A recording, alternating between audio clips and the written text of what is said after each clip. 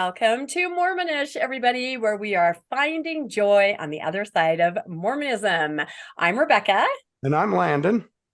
And we both have colds today. Yes, we do. So hopefully you can understand us and we're going to make sense. But we wanted to forge ahead because we have an amazing guest that we've been trying to get on for a while. Our colds have kind of set us back a little while, and we said we're not going to wait any longer. We have the amazing Bill Knowlton on with us today. How are you, Bill?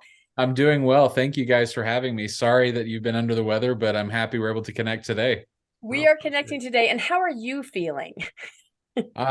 Physically, I'm okay. I'm doing well. Yeah. Physically, you're all right. Good. Because I think Landon and I think you may have to carry the whole show if both of us start coughing or wheezing or buried by Kleenex. Anything can happen here. So if that's the case, we're in trouble. Yeah. It's okay. Our listeners are very forgiving. I think they're entertained by whatever we do. So anyway, Bill Knowlton is a friend of ours first, has been a friend for a while. And so we were really excited to get him on the show because he is involved in so many fascinating projects and wonderful projects. He is an attorney. He is involved in building low-income housing across several states. And most importantly, he is the founder of a new apparel company called Ally Parent Apparel. So we're going to delve into all the amazing things and projects that Bill is involved in today. And we first and we're all wearing the apparel. I was just going to say that you might notice that we have a certain kind of look to what we are wearing today. This is Ally Parent Apparel, and we're going to show some slides of some of the other things that are available. But it's an amazing clothing line that has an incredible origin story. And so I think we're just going to dive right in, and we'll start why don't you just start right off, Bill, by just telling us a little bit about you and your story.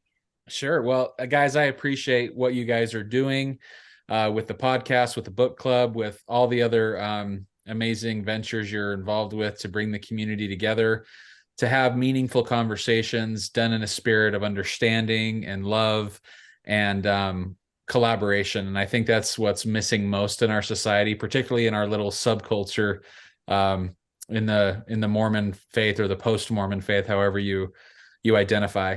So a little bit about me. I come from pioneer stock. My ancestors crossed the plains, having joined the church in Europe and in upstate New York and in Illinois, crossed the plains via covered wagon and handcart. I grew up in downtown Salt Lake City, grew up in the Sugar House area and on the East Bench. I often joke that my ward growing up was kind of the Mormon royalty, right? You had Howard W. Hunter, who was the prophet, was in my ward. I took the sacrament to him when I was a deacon, when he was homesick. No pressure there, right? None whatsoever to take the sacrament to the prophet. Right. M. Russell Ballard was in my stake. My stake president growing up was John M. Huntsman Sr. We had a number of billionaires that were in our ward and in our stake. And the man who brought the Olympics to Utah, Tom Welch, was in my ward. Wow. The man who did Radio Free Europe was in my ward. The guy who ran KSL.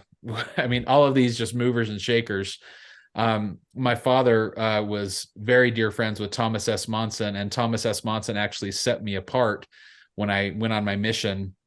My mission was in East Africa, in the countries of Uganda, Kenya, Ethiopia, and Tanzania. And at the time, it was the largest geographic mission in the church. I was the assistant to the mission president on my mission. In high school, I was on seminary council, graduated seminary, went on a mission, was the assistant to the president, came home, attended the University of Utah.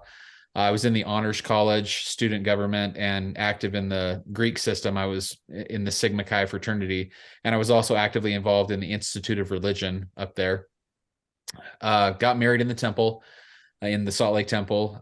Was married by the guy who sealed us was Bob Rice, who Rice Eccles Stadium is named after. You are a who's who. Yeah. And started having kids, was elders quorum president, young men's president, gospel doctrine teacher. And as it relates to my faith journey, So when I was born, my biological father passed away from a medical accident when I was 18 months old. And then when I was 4 years old, my mom married Hooper Knowlton, who is my father as far as anything's concerned. He adopted me and my two older brothers, gave us his name, raised us as his own. But he still to this day has never been sealed to my mom, because a woman can only be sealed to one man, but a man can be sealed to multiple women. And so from a very young age, I had all of these issues that I was like, well, that's curious. How does that work? And it was always the same answer, it comes down to faith. When we get to the other side, Heavenly Father's not going to allow anyone to be unhappy or have anything left undone. So just put it on the shelf. So I was born in July of 1978.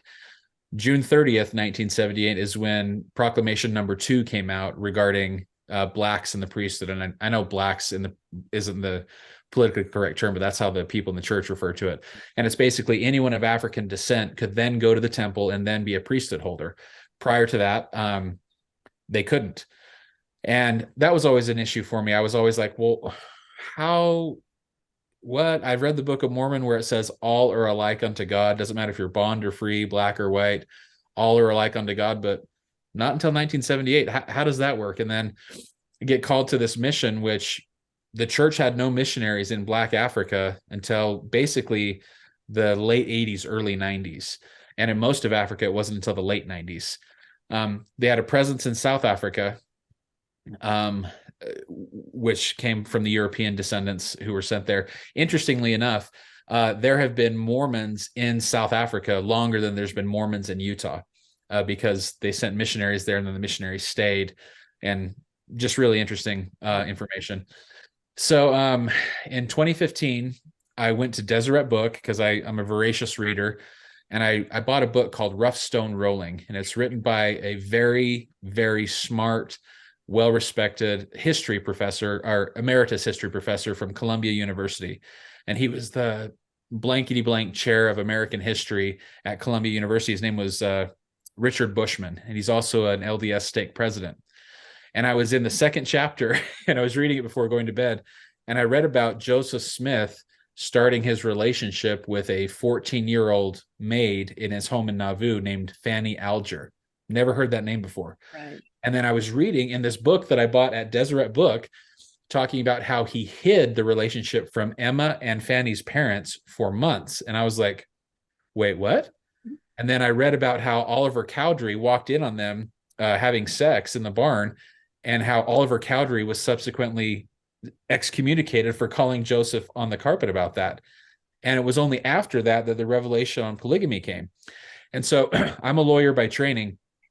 And when queried about why he was carrying on adultery with Fanny Alger, Joseph quipped back with a lawyer response. He said, "I never committed adultery because I was married to her." As I was married, the loophole. And I was like, whoa. What is this? And so it just sent me down this rabbit hole. And so I want to preface this. Many, many people that are important to me in my life that I love and respect and cherish are still active, faithful members of the LDS Church. And so anything I'm saying now relates to my faith journey. I'm not casting aspersions or judgment on anyone who still is an active member of the church. If it serves you and you get fulfillment out of it, God bless you. It's great. That's wonderful. That has not been my experience. And so what I'm sharing with you is my journey. That doesn't mean it's everyone else's journey. And so I just want to put that out there. But I've heard the phrase used by the brethren about lazy learners. So as I went down this path, I created a list of 27 items that I called my quest for truth. And it ranges from the first vision, the Book of Mormon, the Kinderhook plates, polygamy, Book of Abraham, blacks in the priest. I mean, all the way down. And the further I dug, the more questions I had. And this was from and I have a little document with URL links to Church of Jesus Christ of Latter-day Saints.org or LDS.org, which, by the way, they change the URLs from time to time to keep you on your toes. Yes, they do. And I couldn't figure it out. And so I reached out to a man by the name of Patrick Mason. Patrick is the church's lead historian. He's the Claremont College Chair of Mormon Studies in California. And I asked him a series of questions, and he basically said, "You have all the facts." Like, because I remember praying, and I prayed. This is about a 4-year journey.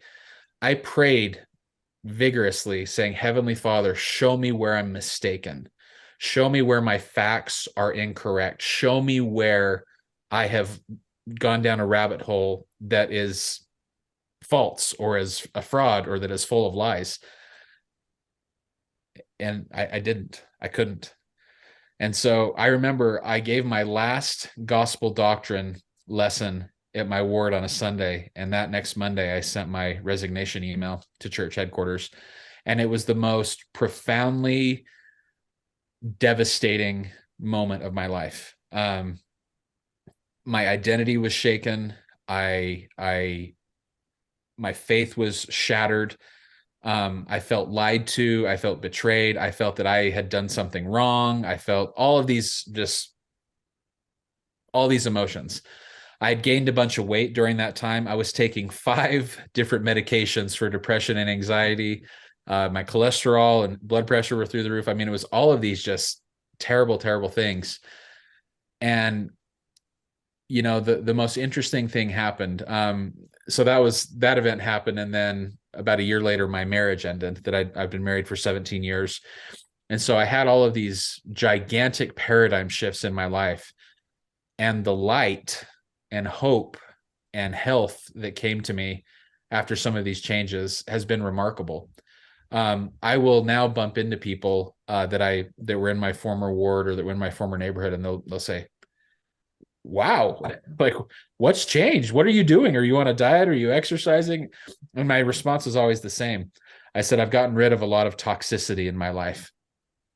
And wow, your countenance has totally changed then. And in this sense, in a great way. We're always accused of that. Oh, the light's gone out of your eyes or your countenance has changed, but now they're noticing this amazing change. Wow, that's wonderful. so in a nutshell, that's my story. That's how I got to this point. And so about a year ago, I've had a number of friends and family members in my life who have come out to me as being part of the LGBTQ plus community. One of my mom's dearest friends until she passed away was this brilliant hairdresser in downtown Salt Lake who happens to be a woman who happens to be married to a woman, and she's like family to us. And my dad's best friend, who's been best friends since they were little, who was also a stake president, left the church in his 60s and is now married to a man. And so all of these things in my life that I said, I really need to start being more authentic about this. And so I've got 5 children. I have family members, friends, all of that. And some of them have come out to me as being gay or lesbian or transgender or any of that.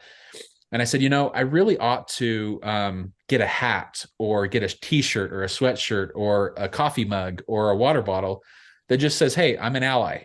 And the word ally means friend. It means confidant. It means helper. And so I went online, and I just couldn't find anything that resonated with me. It was either like really, really, I don't even know the right word, like extreme or flamboyant or just really loud, or it was just really, really ugly. And I was just like, ugh, I don't know anything about fashion, about apparel, about t-shirts, hats, anything, but what the hell?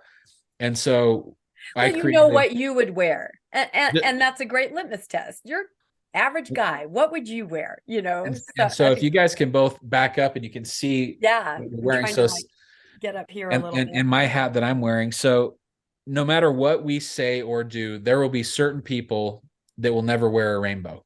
They associate it with extreme viewpoints or with things that are just go against the grain so much they'll never wear a rainbow.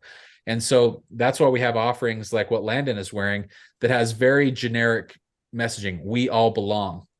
Love. Yeah, this is something you could wear right to the office or to work, and no one would be offended. Yeah, and it complements my gray hair pretty well with the black color. So no, it's a very nice looking shirt. Absolutely. And the messaging behind all of our products is very it's very universal. Love saves lives. Choose kindness. Yep, We all belong. Yep. The world is better because of you. And so what I often tell people is there is nothing wrong with loving your neighbor. There is nothing wrong with wanting other people to be happy, to be healthy, to be successful, just like I want to be healthy and happy and successful. And so I wanted to create a clothing line that you can buy online, that if you want to buy a hat that resonates with you, you can show these people, whether you're a coach or you're on the PTA or you're someone in the community, in the neighborhood or in the ward, that you can wear, that's someone, whether it be a kid or an adult that's struggling, can say, oh, that's a message of love. That's a message of hope. But the main impetus for me to start this, so by the way, this is not a money-making venture for me. Yes, we charge for the products, but I'm in the hole thousands and thousands of dollars getting this store where it is today. I make my money practicing law and building real estate projects. That's how I make a living. I don't anticipate I'm going to make much money doing this. If I'm able to cover my cost, wonderful. But as of right now, this is my tithing. This is my passion project. A much better use. Yeah. Right. And so that's what I'm doing. But Utah has a public health crisis, and it's a dirty little secret that everyone knows about, but no one talks about. We have the highest suicide rate in the nation. Our suicide rate is 34% higher than the next highest state in the country. The number one leading cause of death for children age 18 and younger in Utah is suicide. And from 2011 to the present, that number and that demographic has doubled. And that hasn't happened in any other state in America. Now, if you are part of the LGBTQ community, that risk is 3 to 4 times higher. Now, people don't realize when you say 3x or 4x, that's 300 or 400% more. And what that translates to is 2 people per day in Utah are successfully killing themselves. And about 8 per day aren't successful, but try. And so I figure there's a lot of reasons behind that. There's a lot of contributing factors for why that is what it is. And I'm not an expert. I don't claim to be an expert.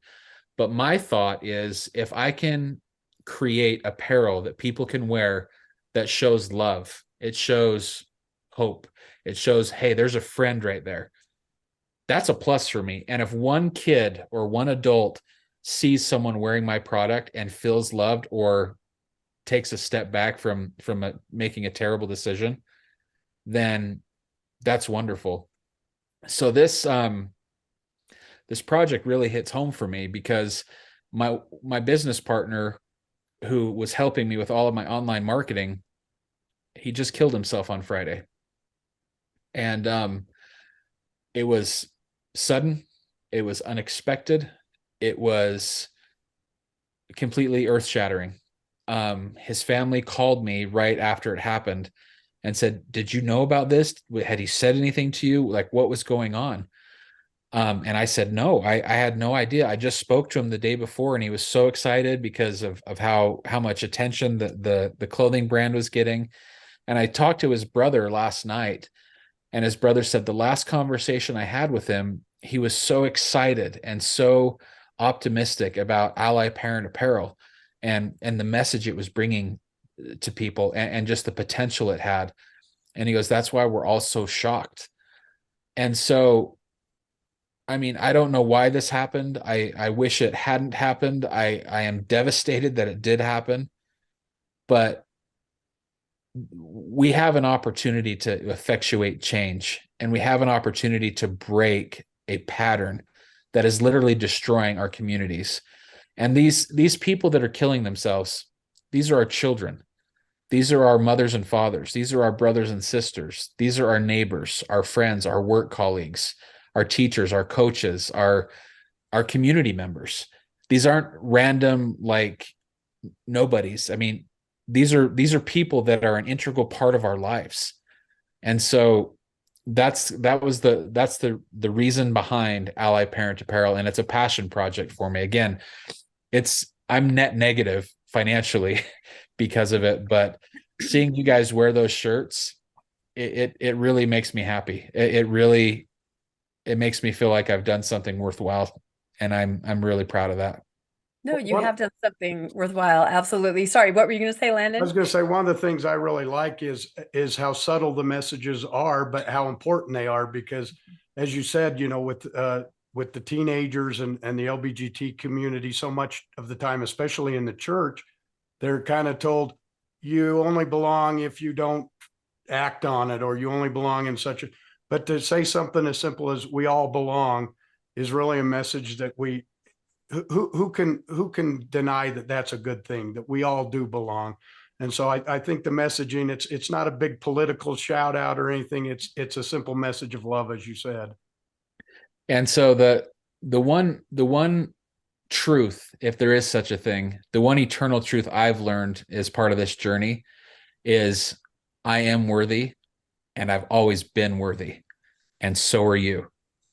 You're worthy, and you've always been worthy. You're worthy of God's love, of your parents' love, of your spouse's love, of the community's love. You're worthy. You've always been worthy. And those teachings and those behaviors that make you feel less than, that comes from a dark place. That comes from an evil place. And it comes from a place that has no belonging in my life. And it won't have any belonging in my children's lives. Yeah, and you had said before that's one of the reasons that you want to do this legacy and letting everyone know where you are and where you stand and what you value, and that's important to kids and to everyone. So no, I think especially in Utah, the other message is out there, unfortunately, sometimes overtly, sometimes not overtly. It's just, it reminds me of a situation in our neighborhood years ago where a girl came out on Facebook, and she was a young adult, and she said, I expect to lose most of my friends. And I was actually very pleasantly surprised to see that many people in the neighborhood and ward wrote right back and said, you be you, we love you, what you said, you're valuable. And she said, I'm going to be posting things about my life and who I really am. So if you don't want to see these, I'm perfectly fine, just unfriend me. And I thought, oh no, but I was happy to see that people did support. It was amazing. And then she met someone, she got engaged, and then she started asking questions like, do any of you know anything about planning a wedding? Her own family would not help her support, and again, I was like, oh, this poor girl. But amazingly, again, all these people that, and it's such a leap, I think, for some people, because they're getting these other messages at church that to even congratulate or support is not what you're supposed to do. But people were going out on a limb, and they were supporting and helping and giving advice on planning, wedding and reception and everything. And then at the actual reception, the parents would not they were there, but they would not stand in a picture with this couple. And I was, again, and then just heartwarmed to see that people in the ward that you would never, or in the, I should say, neighborhood ward, never expect it, said, we'll stand with you. And so we had all these, parent age couples come up and stand with them as if they were the parents. It makes me choke up just to say it, but I was stunned, because sometimes you think, oh, the overall message is this other thing, but there are people trying to make a difference, whether through support like that or wearing a hat that says, I care, you're awesome.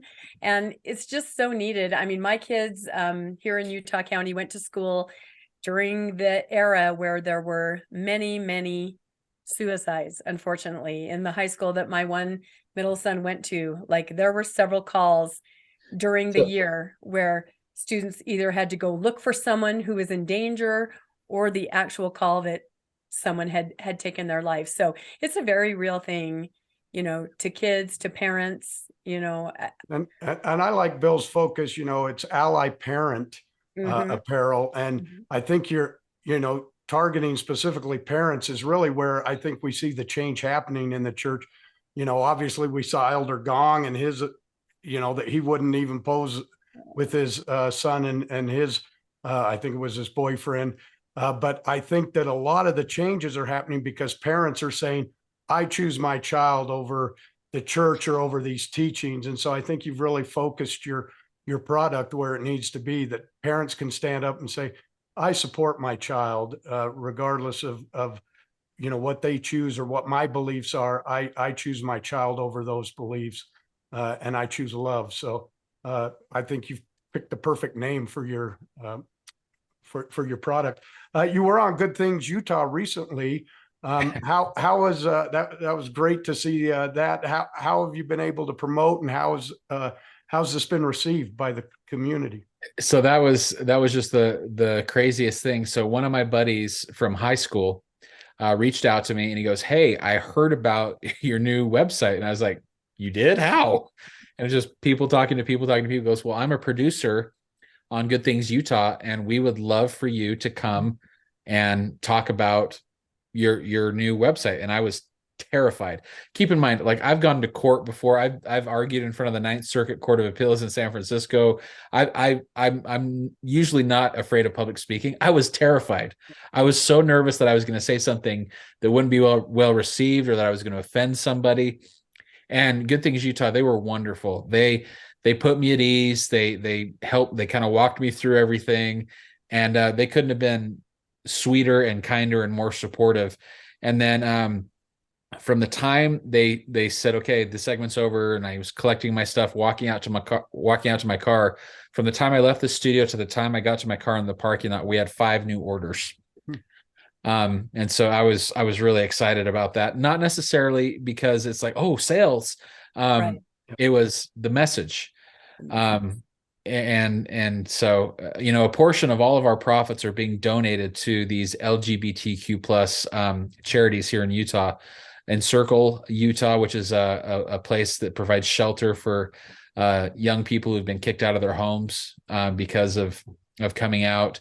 Also, the Utah Pride Flag Initiative, which puts flags out during Pride Month and other events, and also the Utah Pride Center, and also the Trevor Project, which is a national charity that is about suicide prevention. Wow, that's excellent. So you're really giving back. That's completely your message, and that's wonderful. That is so exciting.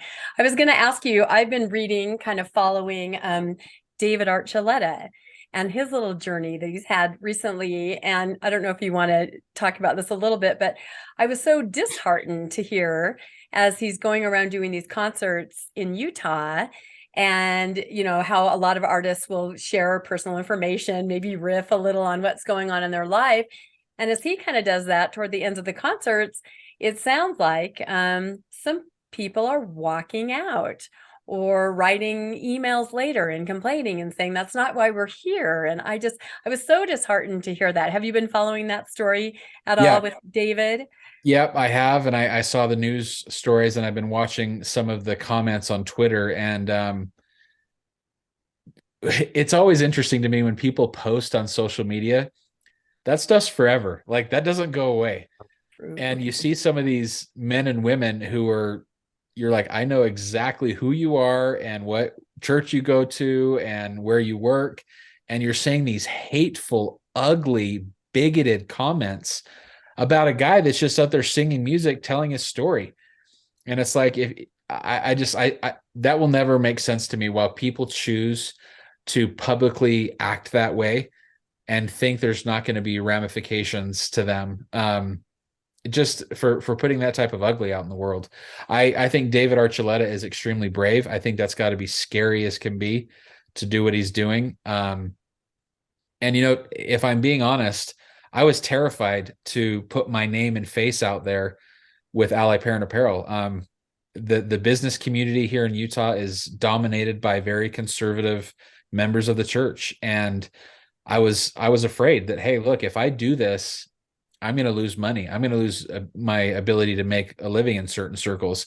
But then someone like David Archuleta, I was like, if these people can risk everything to live their true self, the least I can do is saying, hey, I hear you, I see you, and I support you. I would be a coward and a hypocrite if I didn't do the same thing, knowing what they're putting on the line. Yeah, I think we're seeing, a lot of changing attitudes, and some of that is people have to get to know these people. And so once you know and appreciate someone, and then you find out that they're gay, and, a lot of people in the church have never met anybody because they're in such a bubble, or they're so isolated and they're not welcome at church so much.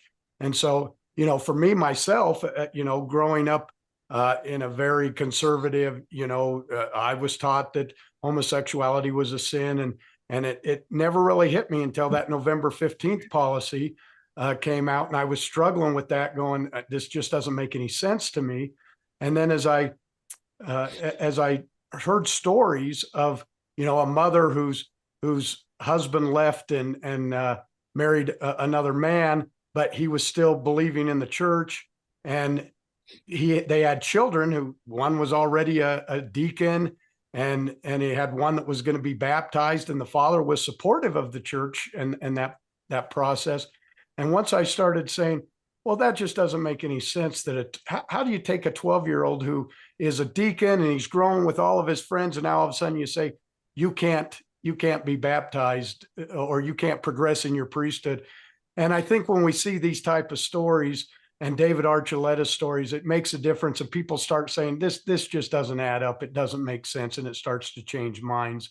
So again, another parent opportunity where we see change and people see that. So I think it's important that even though we see some hate around it, I think it's a good thing ultimately that we're going to start seeing change as people just get to know so many people that are wonderful people. Yeah, I get a fair amount of hate mail on a daily basis on my social media platforms, and I've been called a groomer, I've been called a pedophile, I've been called all sorts of names, and that just gives me juice to keep going. It's like, well, if you're out there, I'm going to be out there doing what I'm doing. If you're out there doing that type of crap, I'm going to be doing what I'm doing to counteract you. That's right. Times 10. I mean, that's just incredible that you really get that kind of pushback just for having a supportive clothing line. So I think that we're going to incorporate in post-production some different pictures of some of your different apparel, because it's not just shirts and sweatshirts. Why don't you talk a little bit about the other things that we can find on Ally Parent Apparel, and then in post-production we'll add some of the slides so you guys can see. These are just seriously amazing products. They're just wonderful. You're sweet. So we have water bottles, we have tumblers, we have coffee mugs, we have all types of hats. So I call this the dad hat. And then I showed earlier, you've got kind of the flat brim hat that kind of the summer sales bros can wear. We have t-shirts, we have hoodies, we have long sleeve shirts, we have stuff for men, women, kids. So basically, we have totes, like book bag totes. I think I made ones especially for the book club here. It's true. Bill designed one just for the Good Book Club. It was amazing. We're working on candles, mouse pads, however you want to show your support and love, we're going to try and design and have a product for you. And they're all reasonably priced, about what you'd pay for any, shirt of this quality. So very reasonably priced as well. Yeah, we've so one thing, I'm a nerd in a lot of respects, and so I dug into sourcing products, producing the products, shipping the products, the type of product, the quality, how it washes, all of that stuff. And I've got a matrix on all of this stuff, and my margins are not that great. And that's just because I don't have the ability to scale and buy a warehouse and buy a printing press myself. Yet. One can hope, right? But we wanted to get stuff that was very high quality, that was tastefully designed, that you could wear to a boardroom, you could wear to your cubicle, you could wear on a bus or a train, you could wear on the ski slopes, you could wear, in a restaurant and not get, paint or soup thrown on you, just stuff that you could wear anywhere, or to a soccer game or to a PTA function. And it's stuff that you can wear whether you want to be out and proud, or you want to just be an ally, or you want to just be on the very, very, very far end where you're like, I see you, I support you, but I'm not wearing a rainbow type thing. And it's fun. I've had very masculine, hairy-chested, bearded men come up to me saying, I'll never wear a rainbow, but I'll wear that. That's it. There's a way for everyone to express and to support as they're comfortable, which is important. So, and you had mentioned before, I think that maybe even some jewelry possibly was in the future, because I have a wonderful little rainbow ring that I wear. And again, you can wear that to work. nobody, you're not out there with something, but you can just kind of have that and sort of say, this is me, this is who I am. So yep, we're working on necklaces, bracelets, earrings, rings, all of that stuff. Are you marketing mainly in Utah? Or are you marketing all over the country? What's the best way that we can help? Is it word of mouth or? It's word of mouth, and it's all, to be honest with you, it's all been on social media or on Good Things Utah. And anything you can do to help, whether it's posting our website or our Facebook page or our Instagram page, or as you're out and about, just telling people, do you like my shirt? Do you like my hat? Where can I get one of those? And why don't Yeah. you say the name of your website, just because some of our listeners are just listeners and they're not watching? It's allyparentapparel.com. Is that right? allyparentapparel.com. And we'll add it to the show notes and absolutely links at the end. So. I know, because I thought about you, Bill, when my family's an avid soccer family. So we've been watching the World Cup. And of course, it's in Qatar. So there's some rules that are a little more strict and special than other places that they've had it. And one of the things that they've completely, outlawed is some teams will have rainbow bands that they want to wear in support, or basically Ally Apparel can't do it. They've been told you cannot. You will literally get it. Yeah, they could wear that. That might make it true. That's exactly right. Yeah. And that actually came to our mind when we were designing that. Is so in some countries in the world, even parts of Africa, parts of the Middle East, it is a capital offense to be a homosexual. And then supporting them is also, you're going to go to, it's not just you're going to be frowned upon, you're going to jail. And so that's why we have different offerings, is so you can wear it in most any situation and be okay. Yeah, no, it's so needed. It's absolutely so needed. And can I ask you, seriously, was there just a moment where you said, light bulb, this is what I'm doing? I know you said you'd been thinking about it, or, was there one moment that you really said, this is it, I am going to do this? Was there any origination moment? August 19th. So I know I'm eclectic. I know I'm strange. I know I'm odd, but like some nights I'll be working on a spreadsheet for work, and I literally will have dreams about Excel formulas, or I'll be working on a case and I will literally have dreams about, oh, I could add this argument, or I could add this paragraph to this document. And so it was August 19th. I woke up and I said, I'm starting an online store for allies. And it was August 19th. And you can look, we started the LLC the next day, founded the website the next day, and it just kind of went from there. You just went there. So you kind of sat up in bed, you got your lighted pen, right? Much like Russell Nelson, yes. And you started making notes. I keep a notepad next to my bed because I have just random ideas. And most of the ideas are just like, okay, that was REM sleep nonsense. And then there's other stuff that's like, oh, that's actually a decent idea. Where do you come up with your design ideas? Literally just seat of our pants. We are not graphic designers. We are not apparel people.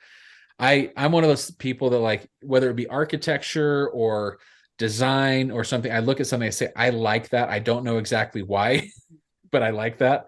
And so we'll pull stuff down and then modify it and go on Shutterstock and go on Adobe and go on other places and kind of just work through it. Yeah, well, they're amazing, and we will incorporate some slides in this so people can see, because they're just so different from anything I've ever really seen. And there was a book club meeting a while ago. I can't remember what we read, but I always have a signature mug that kind of matches the book. And I needed an LGBTQ mug. I couldn't find anything out there. I ended up buying a white mug and getting like a vinyl cling for a window and kind of wrap. I basically made my own. It's not a functional mug. You can't wash it, but I was surprised that there wasn't more like out there. I went to many, many different stores looking for just something, that I could have a mug or a bottle, and I was really surprised. So I think it's hard to find. And that honestly, from a capitalist standpoint, I was like, there's a market niche here. Absolutely. There is a gap in offerings. And so I was looking at it, not just, the mission is the reason, but I was looking at it, I was like, there really is a need for this type of stuff. Yep, there is. So how does your extended family receive all this? Are they excited for you? Are they on board? Or I know they're not the ones writing the comments, right? No. Hopefully not. So I haven't, my extended family is all LDS, Right. and active, and you know, some of them are pretty prominent, and so I haven't really shared. In fact, I haven't shared any of it with them, but they all happened to see the news, the good things you tell them they saw, and so I got a text message from my oldest brother, who is a veteran and is a pilot for FedEx. And he goes, "When were you planning on telling your family about this?" Question mark. And I was like, "Oh no." Uh-oh. And he goes, "I think this is awesome. And I think you're going to be really successful. When can I get some free merchandise?" There you go. It's all about the free merch. So no, I would imagine they're very proud of you. And many people in the church are, you know, supportive, and they do want to support, and they're just kind of stuck in that, you know, between a rock and a hard place where the Yeah. message. I mean, we had I can't remember if it was a letter, it was something in the stake where they said, even liking posts, you know, from people that are, you know, same-sex couple, you know, don't even, you know, on social media, watch what you're liking or supporting, because we just want to make sure that, oh my goodness. And I think, like what you said, Landon, the more extreme these things get, the more people just go, okay, that's it. I'm pushing back. I can no longer live like that. You know, whether it was the November 15th policy, which is kind of what broke Landon's shelf, or, you know, just the more extreme it gets, the more thinking people go, nope, okay, that's it. I'm not going to be on board anymore. So, and there you go. And that's when you pick up your mug and you put on your shirt and you just say, I'm here, a friend and an ally. Oh, and that's your logo. Hold that up. We'll have that on the website too. So, oh, see, boy, when you go big. You just woke up one night and said, "Here I am. Here's my logo." I think the neat thing about what you just said is that just like you know, when you leave the church, you think, "Am I the only person who is in this boat?" And all of a sudden, you realize, no, there's a lot of them out there. And I think a lot of the members inside the church say, "Am I the only one who really supports these people?" And you start seeing it come out. And I would like to echo that message for anyone watching or listening to this, is that there is happiness and love and laughter and success just as much, if not more so, on the other side. And that the people who have left are very well-intentioned, smart, loving, spiritual people who, for whatever reason, couldn't stand it anymore. And that they're not these weird out there extremists. They're regular, you know, lock, stock, and barrel members of the church who just had enough. And I often tell people that today, my children have the very best version of their dad that has ever existed, because of some of the choices I've made in the past couple of years. And those choices were gut-wrenching, they were frightening, they were hard, and there's been a lot of stress associated with it. But today, they have the best version of their dad that's ever existed. And that's what I want to tell people, is that, look, if you are struggling with this stuff, what toll is that having on your personal life, on your health, on your relationships with your spouse or your children or your friends, or even at work?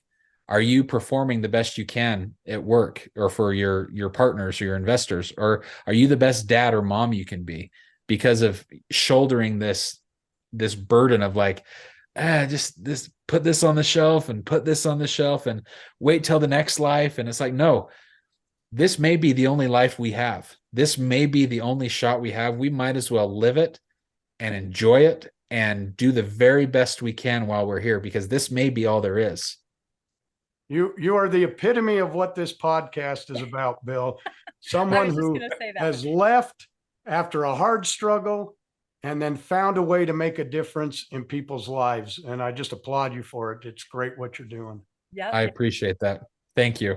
That's wonderful. Yeah, I don't think we could have said it better ourselves. That whole spiel should be our tagline at the end of Mormonish. That was wonderful, because and we like to tell people Mormonish means we are Mormon. You know, we grew up Mormon, we're with Mormons, our family is Mormon, and we're just living a different kind of life, and a life that's better for us on the other side of it, a life full of joy. So, and we want to change minds of those inside to some of these things, like being more accepting. So yeah, I think excellent. One t-shirt at a time, right? That's right.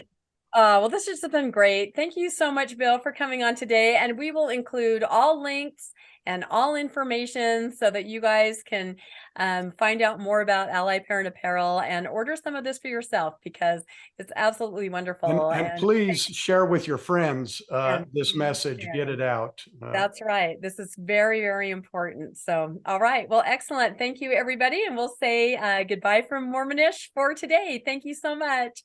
Thank you guys very much. I appreciate you. Thanks for joining us for another episode of Mormonish. We really appreciate our listeners and would love to hear from you if you have a story you'd like to share. You can email us at mormonishpodcast@gmail.com. You can also find us on Facebook, Instagram, and on our website, mormonishpodcast.org. And don't forget to look for us on YouTube and like and subscribe. Keep joyful, everybody.